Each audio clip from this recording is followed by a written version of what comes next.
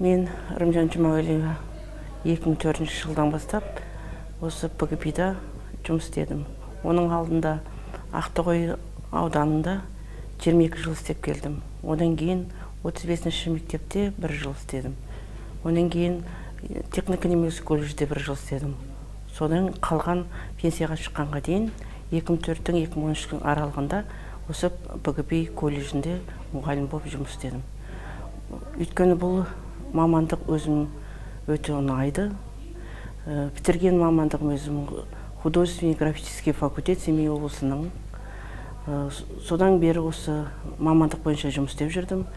Өнерге деген сондай талант деген мен өзімнің бала кезімнен не болатын. Қазір өзі шұғылданатын көбінесе мен тоқыма өнерімен қазір айналысам әлі күнге дейін.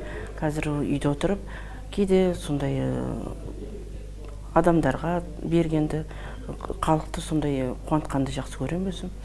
Мен енді сол колледжге келгенде ең алғашқы келген бетіміз, өйткені школдан келгенде школдың программасы басқа да, мектептің программасы, колледждің программасы басқа.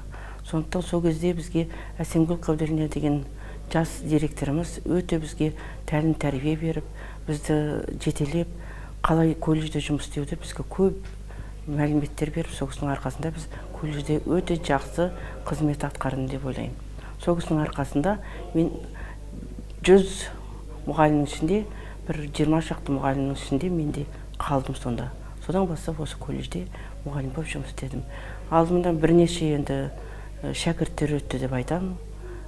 9-шы кластан да балаларды тәрбиеледім. 11-ден бітірген балаларды тәрбиеледім. Бәрі түгел қазір кейбіреуі школдан мұғалім болып жұмыс істейді. Әркім өзінің мамандығы бойынша жұмыс істеп жатыр. Біз талап олар өте сондай, мен енді өзім сынып жетекшісі болдым, бастауыш сыныбының.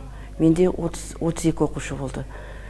Өте балалардың білімге деген құштарлығы өте жоғары болды. Олар бірмен-бір сайыстарға түсетін, өнерлерін әр уақытта өздері көрсетуге тырысатын. Практика жағында болсын, білім жағында болса өте сапалы болатын ол кезде. Бізге балалардың түсуі өте жоғары болды.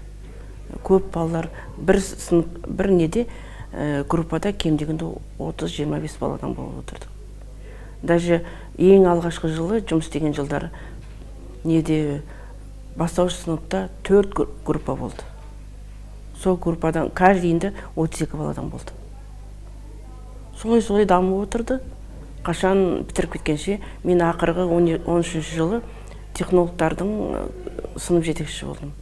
Сонда 25 бала бітірді ақырғы. Сырттай бөлімде де, іштей бөлімде де бала өте көп болды. Әріптестерім айтарым, енді мына 60 жылдыққа байланысты барлықтарына, енді жұмыс істеп жатқандарына еңбектері жемісті болсын деймін. Дендері сау болсын бірінші. Әр уақытта осындай білімдерін жетілдіре берсін. Болашақта осындай шәкірттері көп болсын. Мұғалімдерге, болашақ шәкірттерге айтарым, өте төзімді болу керек. Төзімді болғанда ғана мұғалім бола алады. Если төзімді болмайтын болса, онда әрі қарай жұмыс істеу өте қиын болады. Қандай қиыншылық болса да мойынсұнай білу керек.